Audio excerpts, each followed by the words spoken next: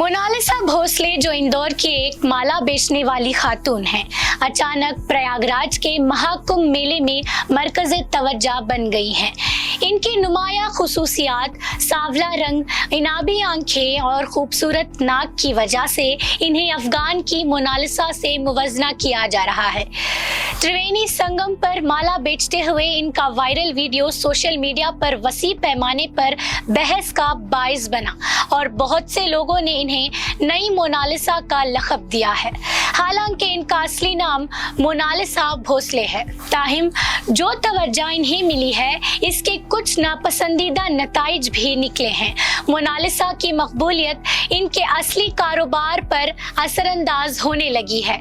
अब विजिटर्स और social media influencers इनके साथ सेल्फी लेने और वीडियोस बनाने के लिए आते हैं, ना कि इनकी बेची जाने वाली माला खरीदने के लिए। सोशल मीडिया पर सचिन गुप्ता की एक पोस्ट ने इस बात की निशानदेही की कि शोहरत में इजाफे की वजह से इनकी फिरोख्त कम हो गई है, क्योंकि कम लोग इनकी मसनूआत खरीदने में दिलचस्पी रखते हैं। इसका नतीजा ये निकला कि इनकी आमदनी मुतासिर हुई है और अब वो अपने कारोबार और भीड़ भाड़ के दरमियान हम आहंगी बरकरार रखने के चैलेंज का सामना कर रही हैं। मोनालिसा की वायरल शोहरत अफगान मोनालिसा की कहानी की याद दिलाती है, जो एक अफगान खातून की तस्वीर थी जो इंटरनेट के दौर से पहले इंटरनेशनल तवज्जो का मरकज बनी थी और अखबारों के जरिए फैल गई थी।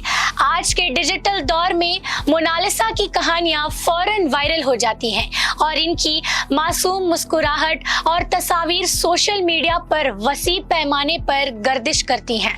लोग इनके इर्द गिर्द जमा हो रहे हैं जैसे वो नई मोनालिसा की सेंसेशन बन गई हो। मकबूलियत के असरात पर फिक्रमंद इनके वालिद ने इन्हें वापस इंदौर भेजने का फैसला किया है।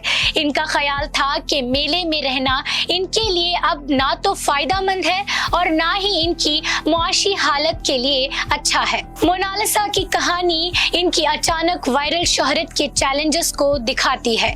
ये लम्हा इनकी दिलकशी को जाहिर करता है, लेकिन इसने सोशल मीडिया की तवज्जो के दोनों पहलू भी दिखाए हैं।